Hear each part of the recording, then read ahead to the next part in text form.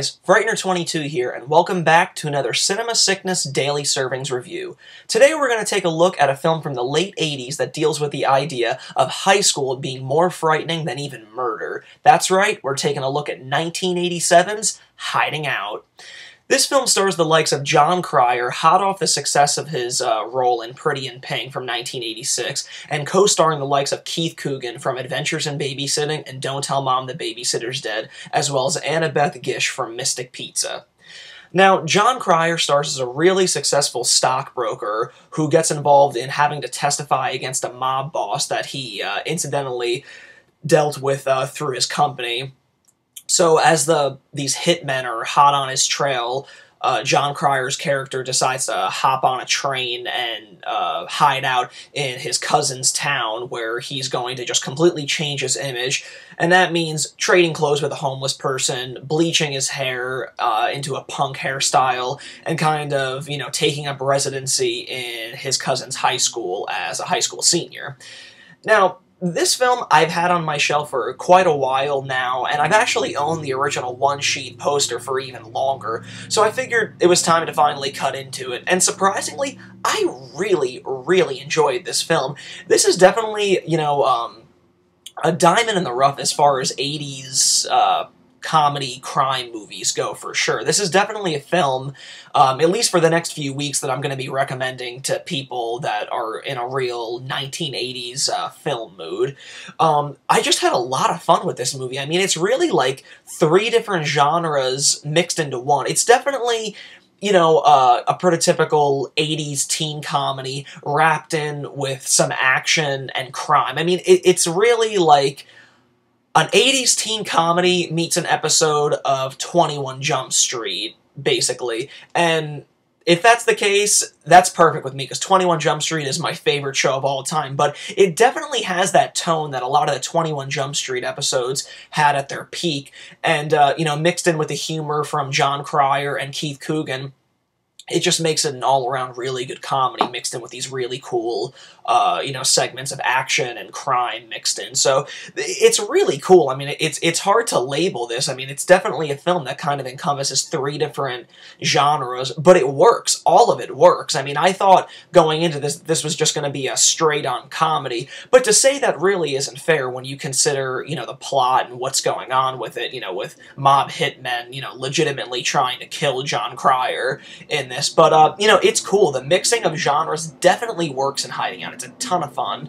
Another thing that I really liked, and I like this in films anytime, but this film did it really well. I like in a film that they're very conscious of the time period that they're in, especially if it's something like the 1980s, which is by far my favorite decade for anything. Movies, music, fads, toys, everything. So in this film, you see a lot of pop culture showcased in Keith Coogan's bedroom. He has like a bumper sticker that says "Party Till You Puke." If you look closely, he has a poster for the TV series Max Headroom.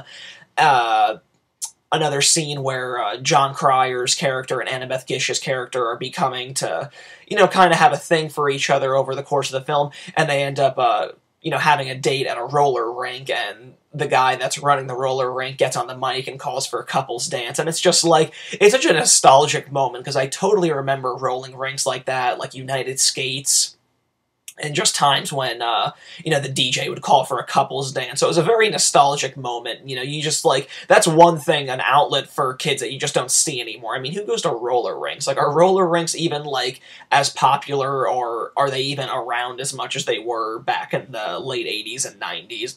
Probably not. Another cool thing is that Keith Coogan, who's mostly seen as a dork throughout the majority of the film, kind of, with the help of his cousin, begins to get cooler throughout the film, and he lands a date with a girl. So they go out to a movie, and you see them walk out of the movie, and they just saw Evil Dead 2. So it's very cool to see that kind of stuff. I just love films that, do that and are very conscious of it, and I don't know why, I just really dig, seeing, the 80s pop culture so infused in a film. It just, like, it's like a favorite thing of mine that I like to see in 80s films. Interestingly enough, this film was directed by Bob Giraldi, and while not many people would know right off the bat what he's directed. He's probably most famously known for directing Michael Jackson's Beat It video, which is hands down one of the best music videos ever directed, and this is one of the few feature films that he ever directed, so you know, for it being one of the only ones, it's a great film. It's really a great little diamond in the rough as far as late 80s, you know, crime comedies go. It's excellent. I really enjoyed it. A cool thing, which I thought was really funny and interesting, is that in this film, Jon Cryer obviously goes into hiding, and he bleaches his hair and is wearing like a black trench coat and a skeleton t-shirt. So he's obviously taking on a bit of like a punk image in it. And in 1987, this was actually the second film that year that Jon Cryer donned a punk image. In 1987, he also starred in Penelope Spheeris' film Dudes, where he plays a straight-on punk, co-starring in the film with Flea from the Red Hot Chili Peppers.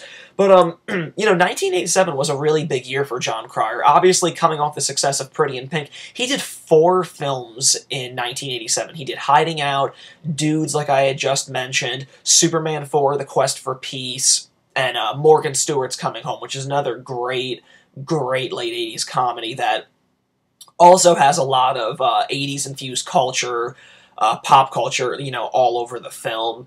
And it's also been released through this Lost Collection banner from Lionsgate a few years ago. So it's really cool that both of these got legitimate releases. But, you know, overall, this is a really fun little film. You can't really label it as a comedy, but there's a lot of really comedic moments in it. And there's even a really, you know, nice little performance by Jon Cryer's mother, who plays his aunt in this, so it's kind of cool to see the family kind of get together in a film. But like I said, overall, a ton of fun. Definitely a film that mixes genres, and it works really well. And hey, it, you know, takes the extra step to infuse as much 80s pop culture at the time that it can handle in one film. So it's a really, really, you know, gem of a film that needs to be discovered. So you can definitely bet that I'm going to be recommending this to more people in the upcoming weeks.